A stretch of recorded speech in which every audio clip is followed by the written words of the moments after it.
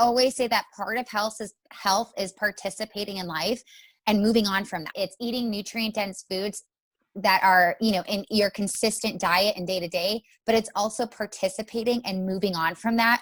If you're enjoying something and you have fun and you're making memories, and then you move on to eating healthy foods, and you're not trying to make up for it with a workout or eating extra clean and buckling down. It's like, no. And when you have a high functioning thyroid and metabolism, your body does bounce back. Maybe you ate something that was a little off and you're not used to it. You'll have a little stomach ache, but a healthy metabolism and thyroid, when we're eating this way and not being so restrictive, does bounce back quicker. And it may take time to get to that, but it does. Hey everyone, I hope you enjoyed this episode brought to you by Let's Get Checked. You can save 20% off your purchase by visiting tiyLGC.com/PCOS and using the code PCOS20 at checkout.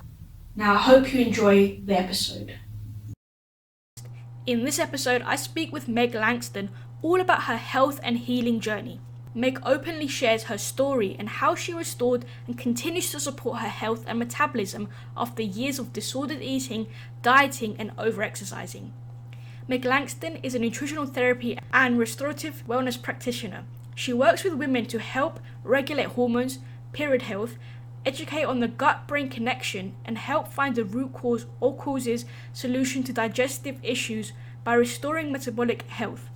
Meg grew up playing sports her whole life, dabbled in some marathons and triathlons, bodybuilding, and Olympic lifting. She also suffered from disordered eating and poor body image. It was through working on her hormones that she found holistic health and learned how much food can support and heal the body. The knowledge she learned through experience and school helped her gain a new outlook on defining beauty. Meg deeply believes that our body talks back in symptoms and also through our menstrual cycle. The goal she strives to achieve with each of her clients is to help them become body literate and achieve long-lasting health by getting to root cause solutions and education.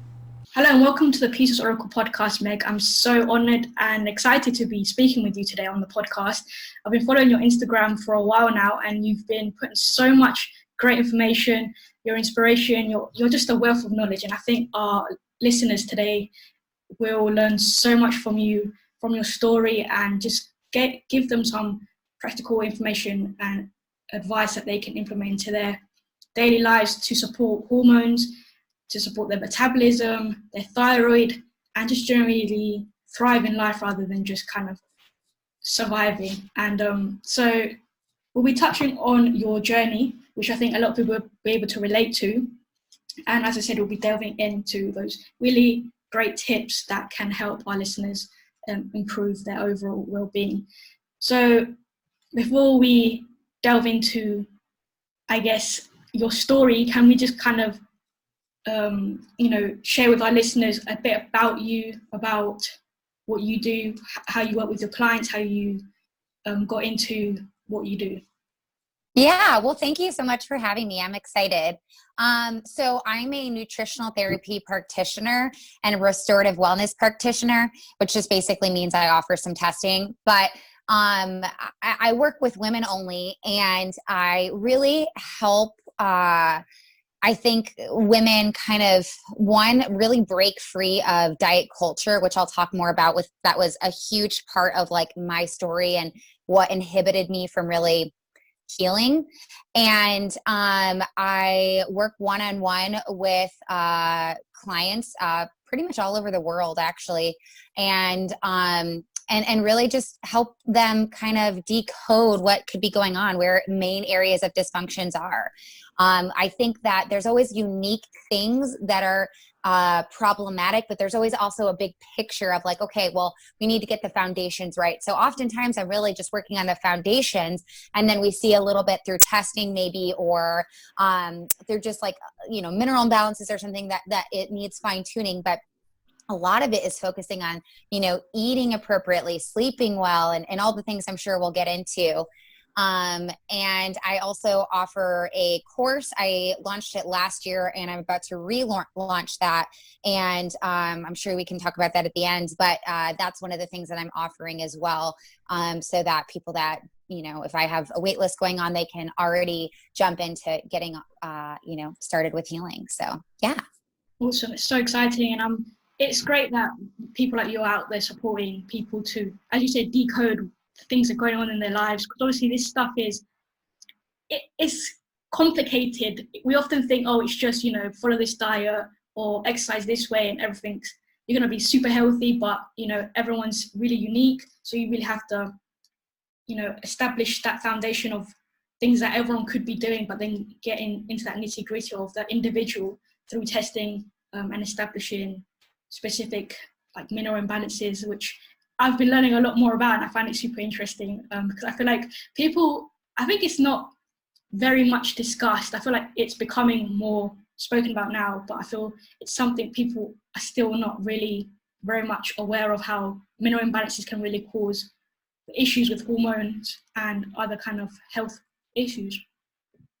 Oh yeah. And I feel like the more you learn, the more you're like, there's so much more to learn. I mean, the body is just complex, and that's why you can't get lost in the details. You really want to make sure that you're addressing the foundations first before we get so crazy. And I mean, it goes into like why I really say, like, I mean, you said not chasing diets, because it's diets, supplements, all these things can throw your body out of whack versus just like meeting the foundations. Like, let's just take a step back.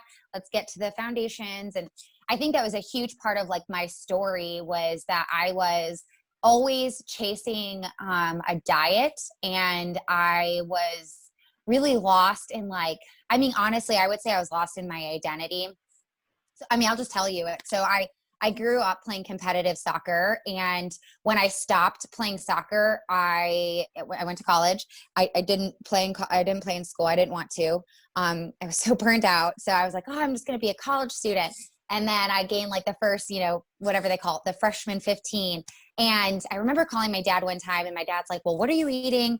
And I was like, well, I'm eating like Special K for breakfast, and I'm eating pasta for lunch, and like, just like a pizza for dinner. And he's like, Meg, that's all carbs. And I'm like, well, don't I need carbs? And he was like, well, yeah, but you're not like at a soccer tournament anymore. So no one had ever explained to me other than like, you need a ton of carbs. You need carb load, because I was a really competitive soccer. Like, I was playing club, I was traveling all over the world to play. And so that's all I was ever told. So when I first started learning about nutrition, it was just like, eat a ton of food, which I think is great, but I didn't have a good idea of like what balance is.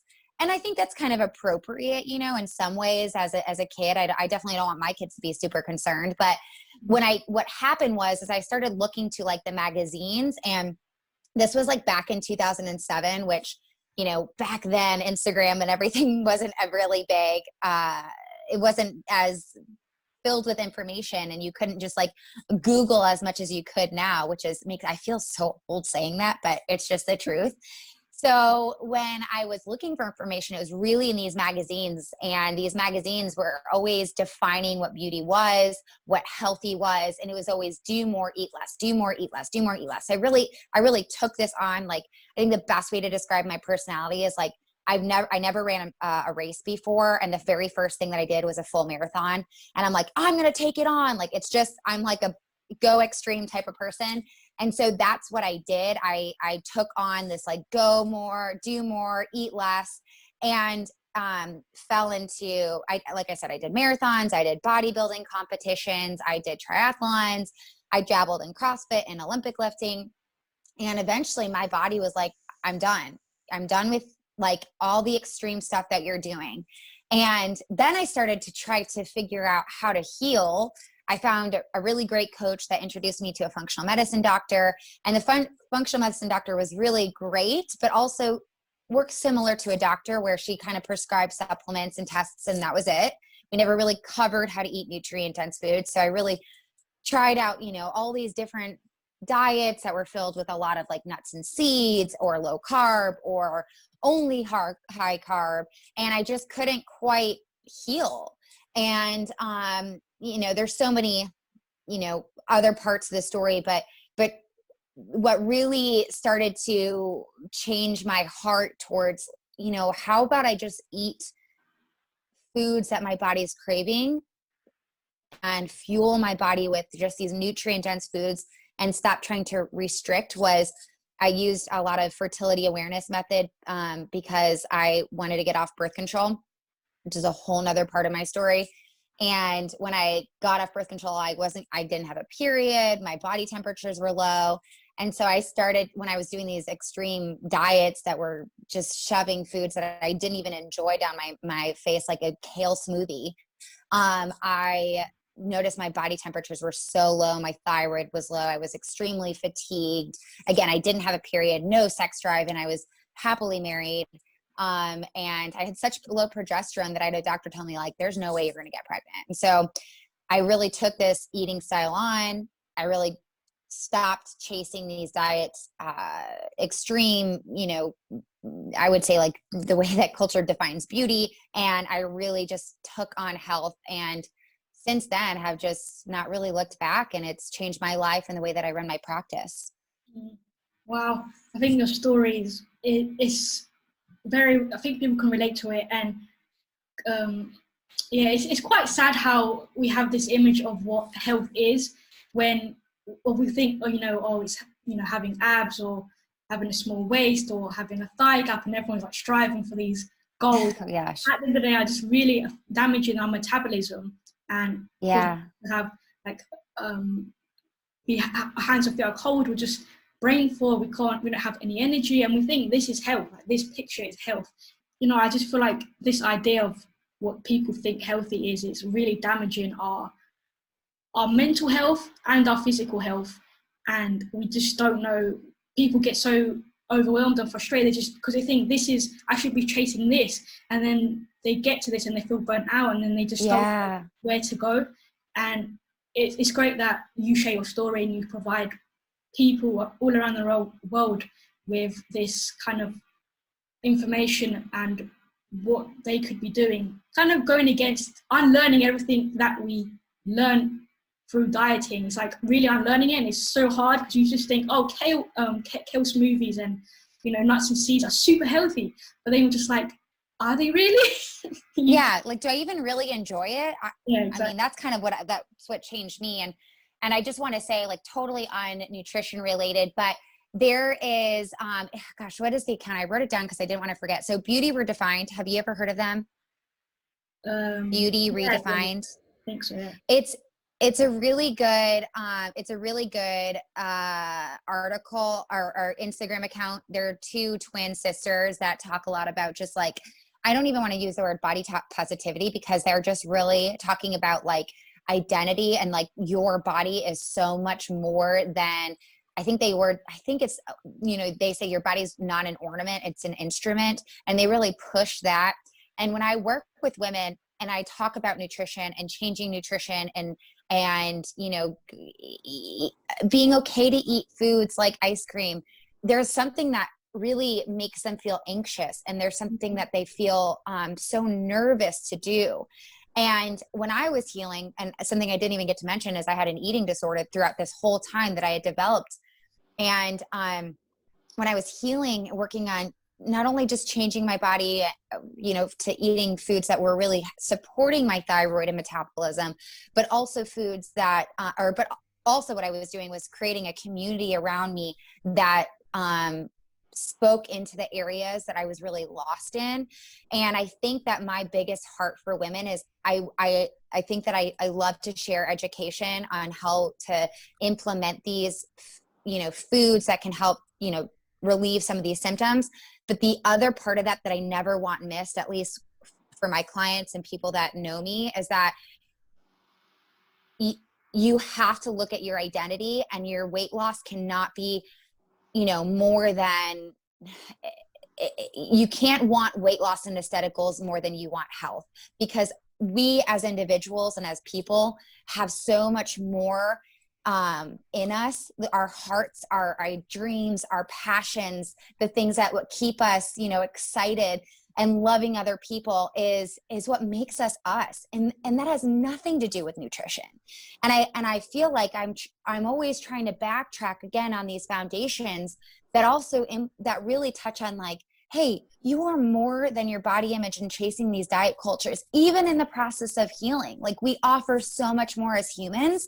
And I think that's always something that I want to touch on. And you were, as you were speaking, it just made me think of that, of just reminding like us, as we're even talking about these ways to help heal, is that that's not only who we are.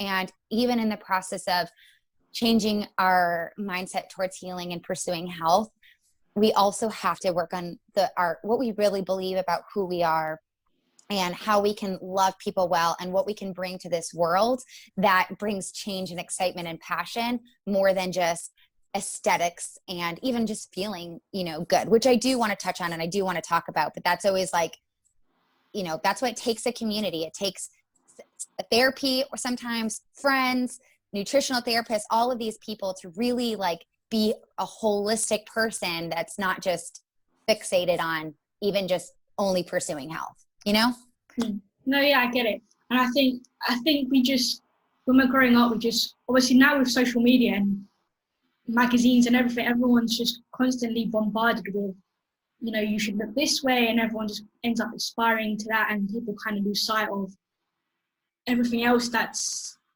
going on in life. Like, what do you want to do with your life, rather than always have a six pack, but like, what do you want? Who do you want to be? Yeah. Like, it's about how you look. Yeah. It's that number, yeah. And like, even when I was suffering from an eating disorder, like, people might be like, oh, you shouldn't have done. Like, I don't know. This is how I kind of got over it. Obviously, I had people around me, but I was obviously so fixated on eating super healthy and eating super clean and not eating that and not eating this. And the way I kind of got through it was allowing myself to eat these like unhealthy foods, like these fear foods, and showing my body that, they're not something that I should be scared to eat. I feel like I had to, like, you have to kind of show your body that, yes, there is its importance of balance and making sure you're eating nutrient-dense foods, but, we're all human. We can, enjoy some not so nutrient-dense foods and nothing's going to happen. Yes, I always say that part of health is participating in life and moving on from that. Like, exactly what you said. It's eating nutrient-dense foods that are, in your consistent diet and day to day, but it's also participating and moving on from that. If you're enjoying something and you have fun and you're making memories, and then you move on to eating healthy foods, and you're not trying to make up for it with a workout or eating extra clean and buckling down. It's like, no. And when you have a high functioning thyroid and metabolism, your body does bounce back. Maybe you ate something that was a little off and you're not used to it. You'll have a little stomach ache, but a healthy metabolism and thyroid, when we're eating this way and not being so restrictive, does bounce back quicker. And it may take time to get to that, but it does. So I couldn't agree more. Yeah, it's like when people always say, oh, I'll get back on the wagon tomorrow, or Monday I'll start my new diet. And it's just like, how boring is that? How frustrating? Yeah, Monday's hard enough. We got to get back to work. Like, don't try the diet then. Exactly. Awesome. So let's delve into the stuff that you personally did when you were like the nutritional kind of aspects. Like, we were touching on the kale shakes and the nuts and seeds. So what kind of stuff did you through your research and experiment did you realize, oh, these foods aren't exactly supporting my metabolism, my thyroid, and I need to kind of at this point, I guess, eliminate foods that put in my body through stress, so I can de-stress and show my body it's a safe kind of place and support metabolism with thyroid? Yeah.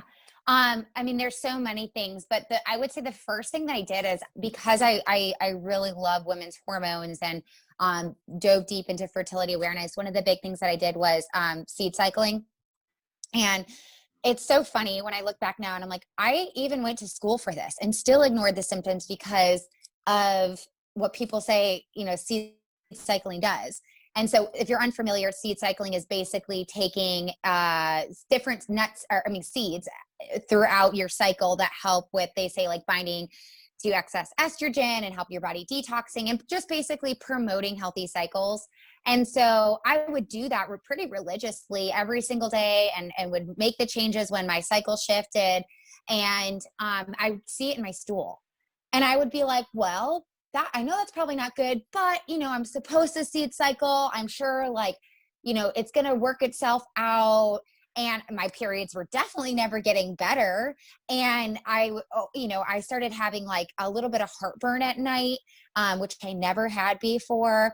And I just eventually, so I started looking into Dr. Ray Peat's work. I'm sure you're familiar with him. And I remember the first time I read one of his articles about polyunsaturated fats, or PUFAs is what a lot of this community calls it. I was so angry with him. I was like, you are so wrong. This is not right. And then I was like, but I wonder if I just start to experiment and go against what all these hormone experts are saying and what we're constantly bombarded with in women's health, how my body is going to respond.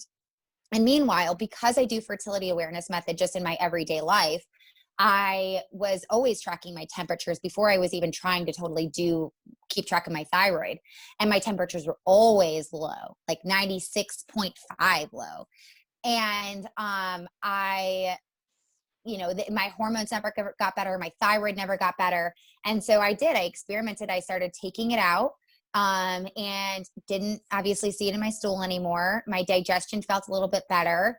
And my hormones started to slowly get better and better. And when I say my hormones, I mean like my PMS was starting to, it wasn't as potent. Like I was still a little like emotional, but it wasn't as strong. And then I, started to read about how Ray Peat talks about dairy being so good. And I was like, well, the nuts and seeds kind of worked. What if I brought in dairy? And so then I started to bring in dairy, and, and then really taking a lot of Ray Peat, Brada Barnes, these type of doctors' work and implementing it in my own health, which felt very, even, in the holistic community, very anti-community again. And I felt good. I was like sleeping better. My sex drive was up. I was able to focus. I will say that what I've noticed between myself and my clients is that there is about a 2-week to 21-day period where if you bring in dairy where you've been out of it for a while, which I was for probably 2 to 3 years, not consuming any dairy, I started to break out a little bit, on my chin, on my neck, on my mouth.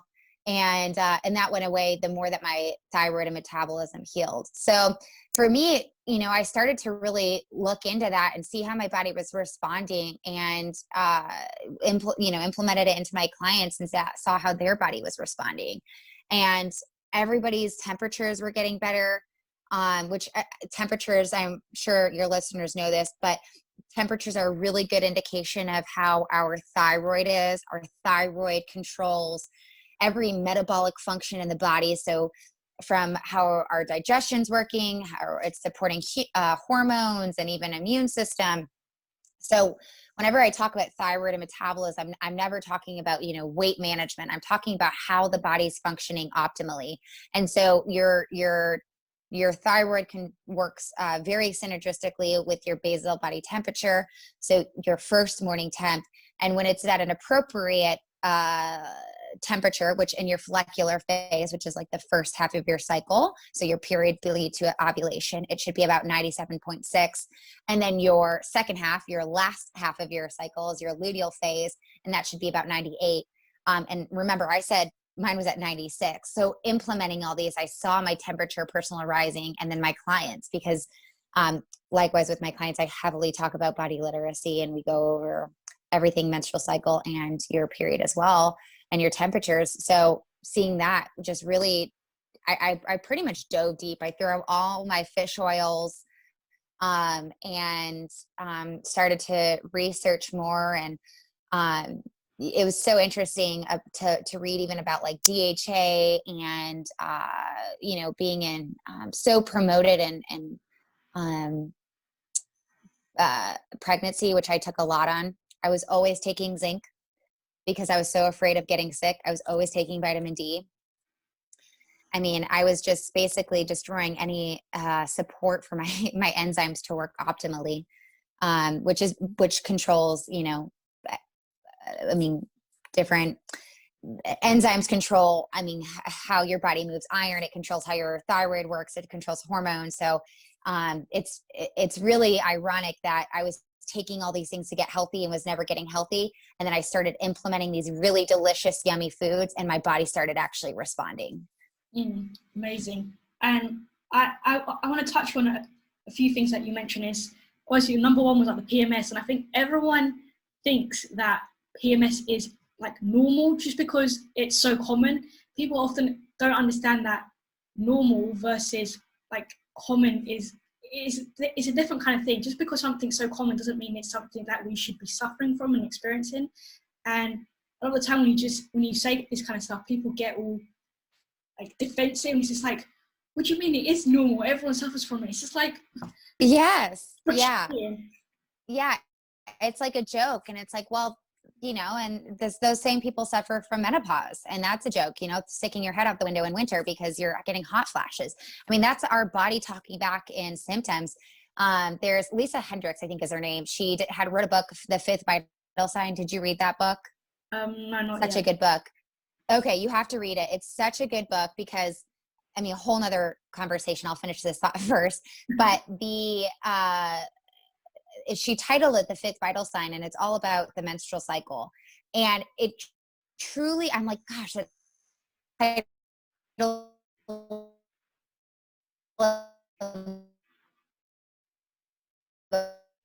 book, because that's exactly what it is for women. Breast tenderness, when we have much estrogen going on, when we have short periods, long periods, when we have long cycles, short cycles, that's our body always talking back in symptoms. And we get, you know, I was looking online I remember when I was first trying to figure out if I was pregnant or not with my son 2 years ago. And you look online and it's just like, you know, post-ovulation, these are the symptoms you may feel: breast tenderness, mood swings, you know, whatever else it is, like cramping. And they're like, you know, but that's super normal to pregnancy, and it's super normal to, you know, getting your period. So could be either. And I'm like, no, it's not. Like, you know, when I finally got healthy, I was able to get pregnant. I had no symptoms. Like I could tell right away I was pregnant because I didn't have those symptoms. And like, we normalize that so much when it's our body screaming at you like, hey, listen up. Like I need attention somewhere. And it's a shame that, you know, I understand like an average woman may not be able to completely detect. Hopefully now with this community, we're sharing more insights to like learn and be your own advocate. But I mean, the doctors that we go to that aren't able to, it's just kind of heartbreaking that they're not taught these what feel like basic, you know, basic symptoms that can easily be aligned to, you know, like excess estrogen or low progesterone. Exactly. So the other thing I kind of want to touch on is, now dairy is a very huge topic, and everyone is either on this side of, you know, dairy is great, you should be having dairy, and then other people are like, you know, vegan people who are saying don't have dairy, and other people who just keep saying, you know, I have dairy and I just don't tolerate it, so I'm just going to avoid it. And obviously if you're lactose intolerant, that's obvious, you're going to avoid it.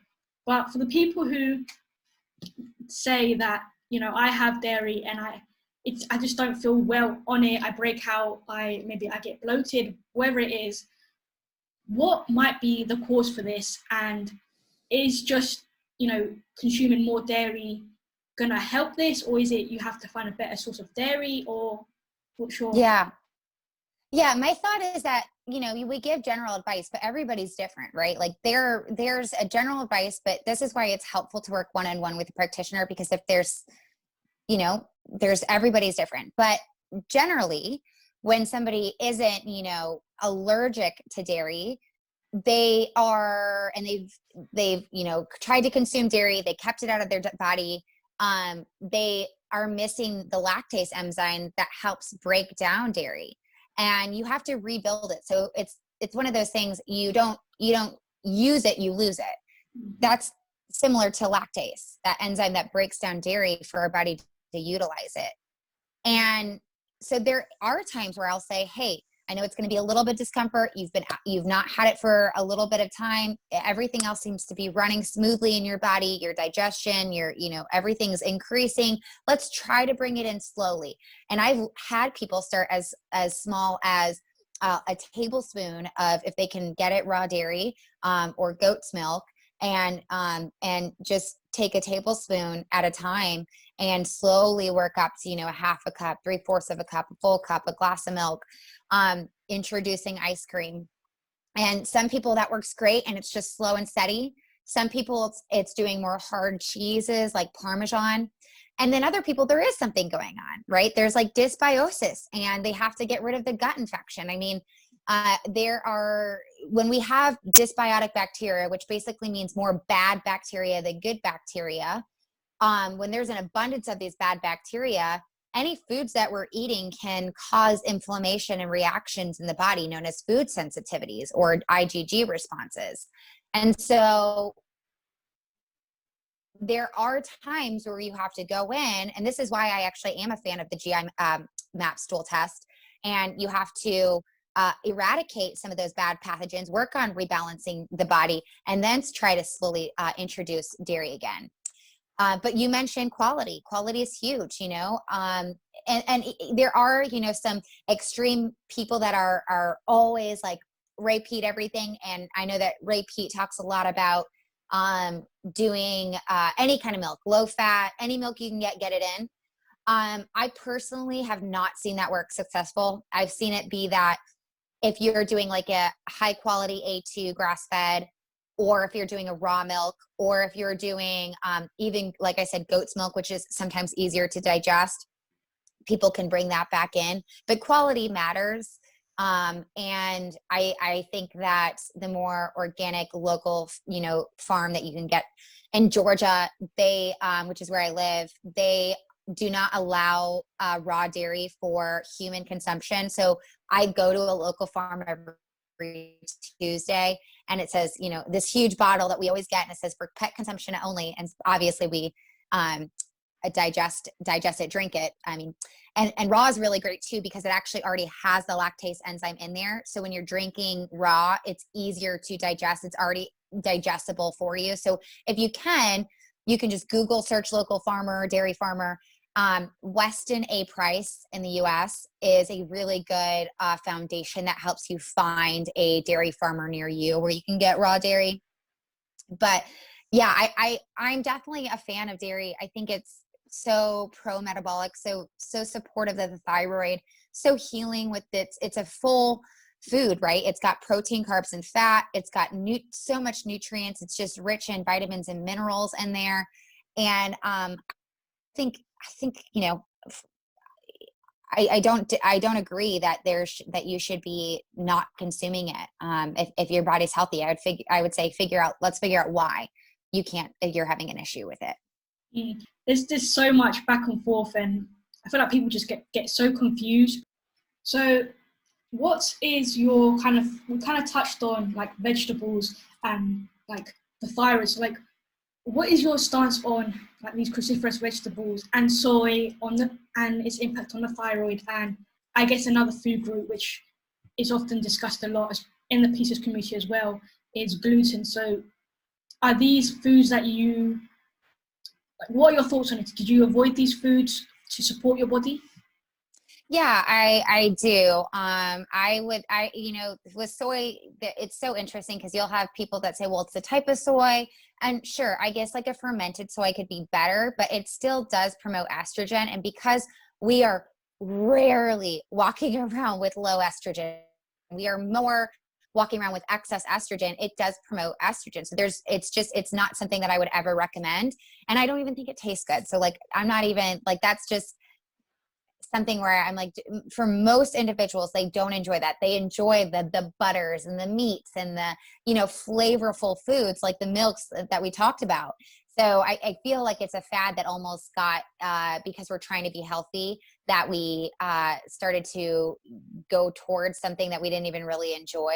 But I would never promote that.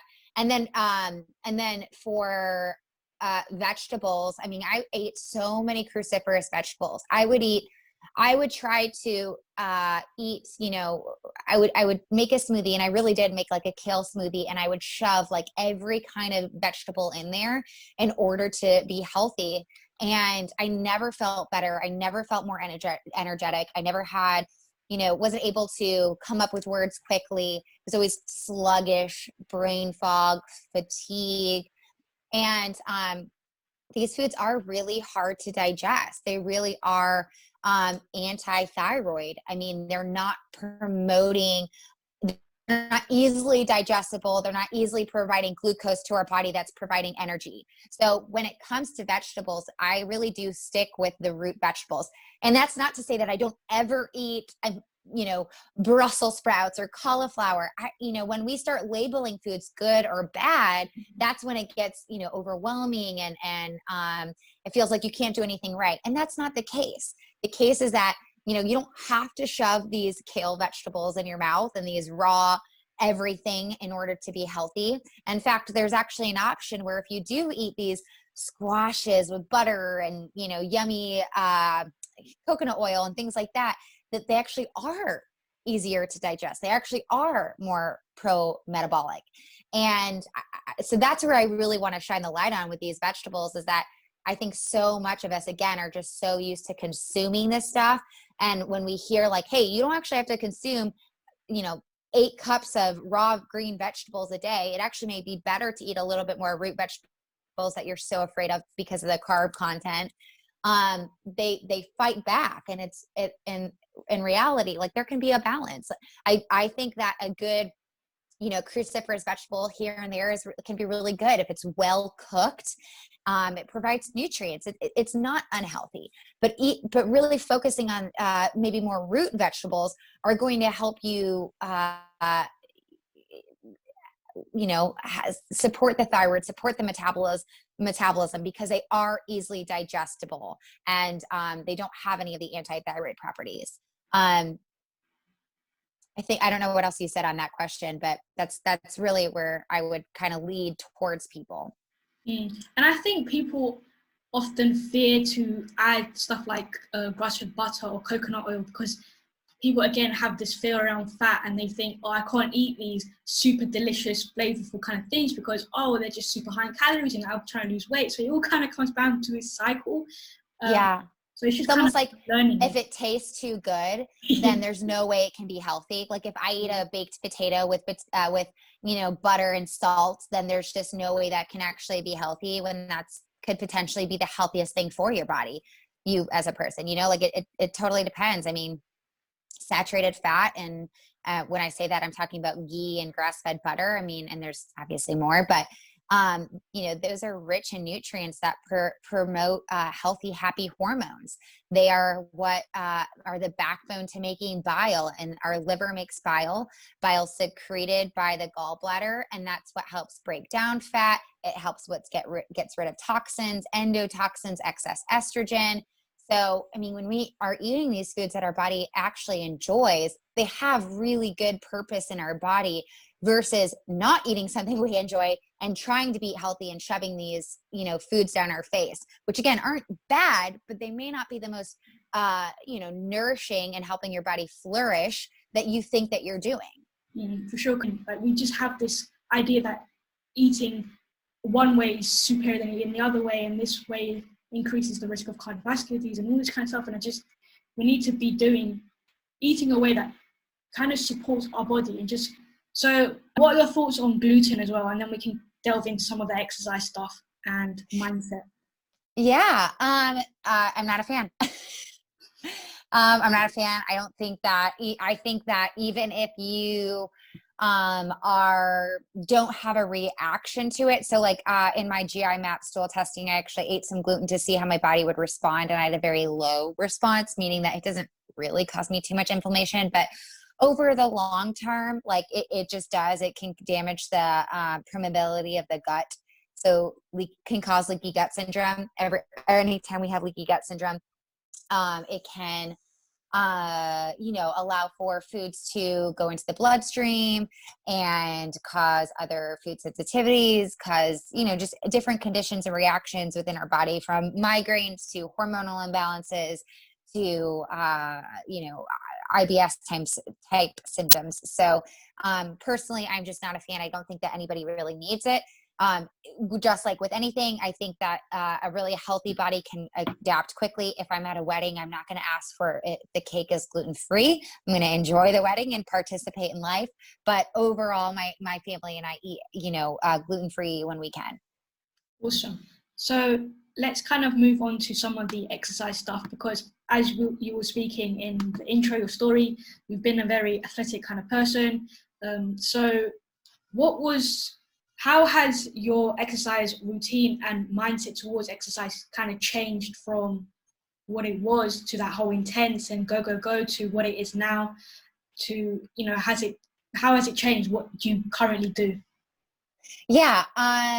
So, it's changed a lot. So obviously growing up as an athlete, I looked at working out as a way of, just performance and trying to, get better in my sport. And then in college, I started to look at exercise of not being good enough through the eyes of almost punishment, of like, I need to do this because I need to look a certain way because of XYZ and my identity that I really didn't feel good enough about. And then it kind of went into like just doing this extreme stuff. And part of my personality, as I mentioned, it really is to go run the full marathon before doing anything else. I really do enjoy competitiveness, pushing my body to the limits. It kind of like feeds this like mental like toughness that I just like. But then the other part of me, if I'm honest, was really diving into athletics and doing these extreme sports because I felt inadequate. So I felt like, well, my identity was kind of known on doing all these different sports and getting acknowledgement from being able to do all these different sports and adapt.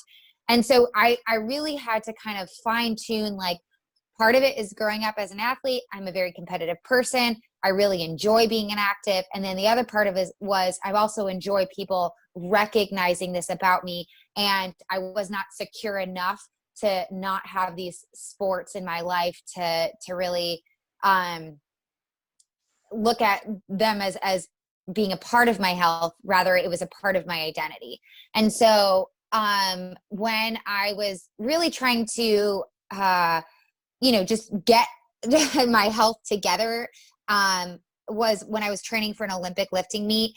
And part of it is like, you want to lift as heavy as you can and weigh as little as you can. And I was trying to get into like a pretty competitive, I guess tournament is the best way to say it, but meet. And I couldn't lose the weight. And that's what kind of also, like I said, there's so many different parts to the story, but that really opened up my eye to like being like, you know what, I need to just chill out and stop working out. So then I took almost a year of just body weight exercises, walking, stretching. And I share about this because people are often, when their body is so stressed out, they actually put on weight. And I did. And I even have pictures, and I share that because I want it to be normalized, that there's healing weight that your body will put on until it feels comfortable enough. And so I put on like 20 to 30 pounds, and I just tried to keep my community and my heart and my mind about what was important. And that was long-term health. My identity was never my body image or what I could do in sports. And then, so after having my son 2 years ago, I would say the last 2 years has really been only the healthiest I've ever been in terms of my view on exercise and movement.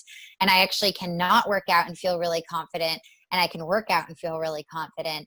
And that took more than just nutrition or anything like that. I would say that it really took diving deep into my identity and how confident I felt as a woman and what I could provide that's not based on what my performance.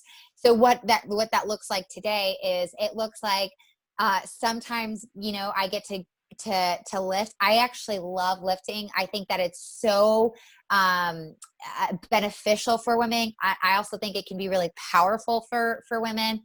And so I would say that maybe 2 times a week, I definitely get in lifting.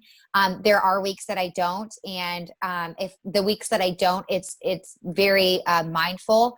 If I'm really stressed out, if I have a lot going on, I personally opt to stay away from the gym and go for a walk. But on a normal basis, when I feel really good, I'm going to the gym, I'm lifting weights, I'm going, like I said, 2 to 3 times a week, and that's it, no more. I'm not making up for the other days to go for a walk or anything. I spend a lot of time really figuring out, I guess this is kind of going into your mindset question, but beyond working out, what I learned was I don't know how to I did not know how to de-stress myself. I think that learning how to de-stress yourself is truly a skill that as most of us adults do not have. And I was left with, if I'm not exercising to de-stress myself, because it's not really, it's causing more, at the time it was causing more stress, then what do I have? How do I calm back down when I'm going through normal life of just things happening, finances or cars, or, work is stressful for a day?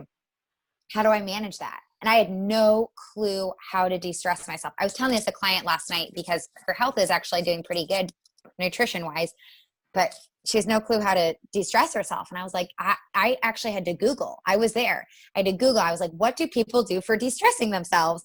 And people journaled, people took showers, people went for walks, people sang, people danced. And so I literally tried them all.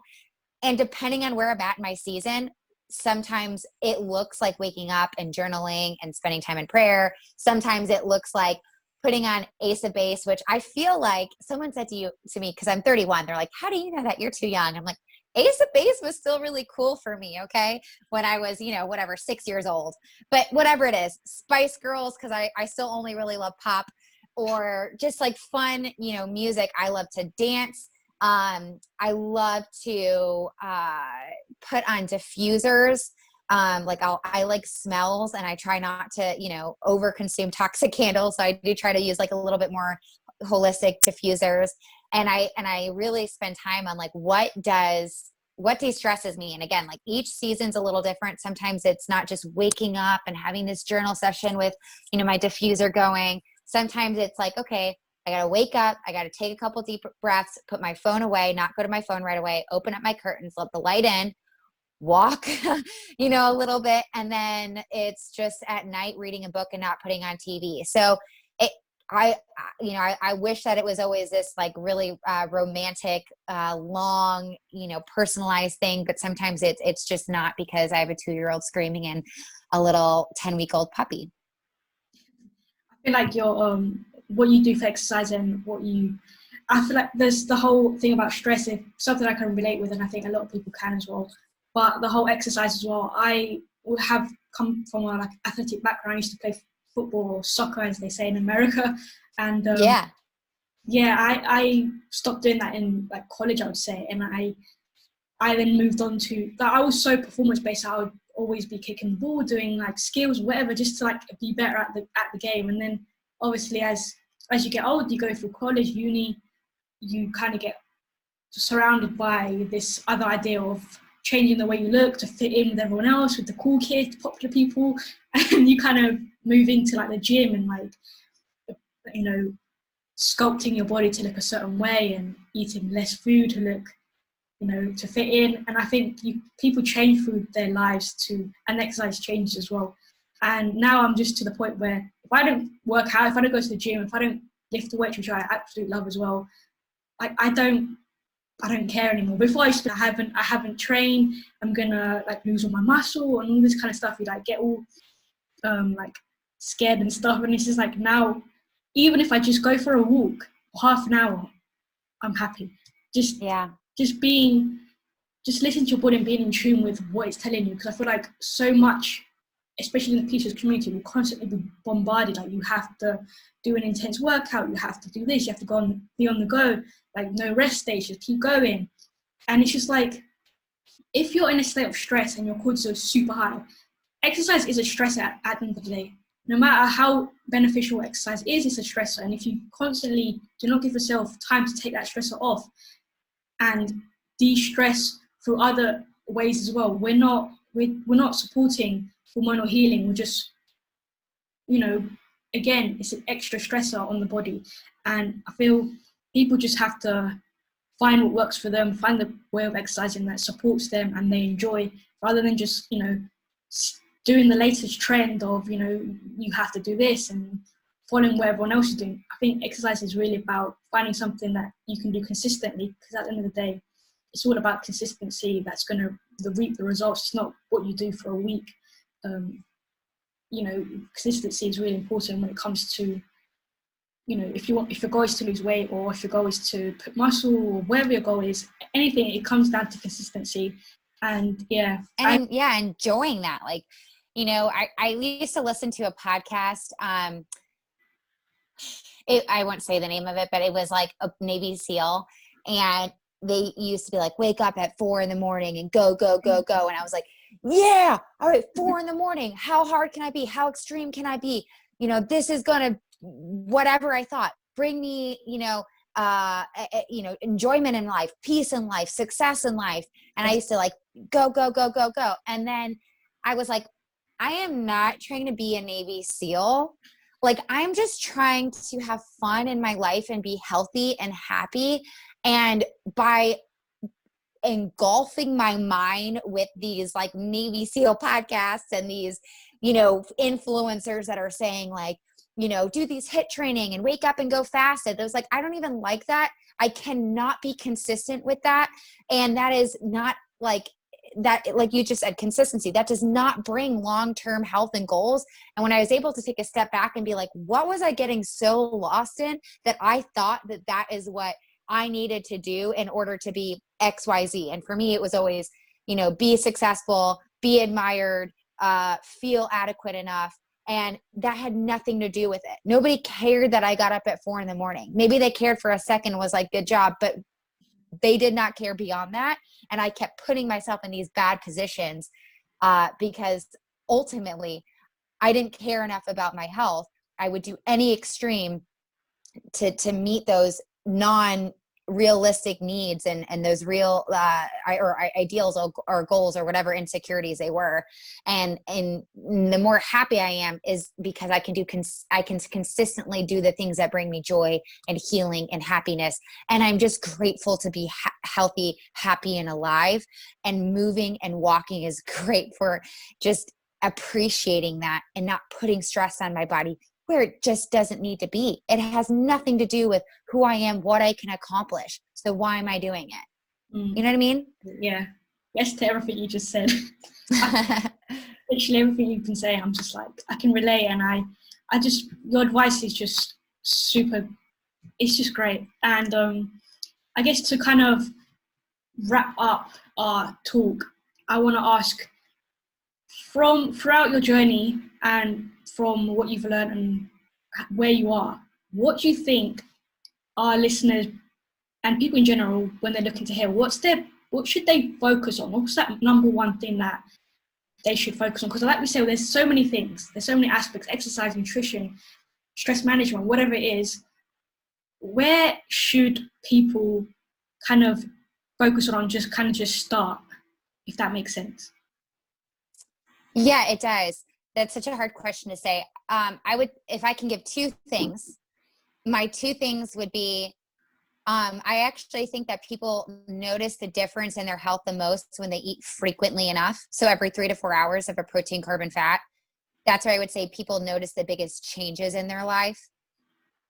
And then the second thing is truly figuring out what de-stresses you and being just as diligent in your life with keeping that boundary in place and doing it religiously, having that time of rest, whatever that looks like, or enjoyment, peace, fun, whatever it is, and being disciplined with that.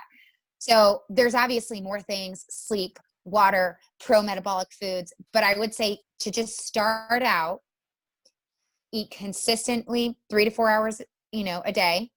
That that's typically the biggest, change people can start to feel good enough to even start thinking about, well, what is pro-metabolic foods?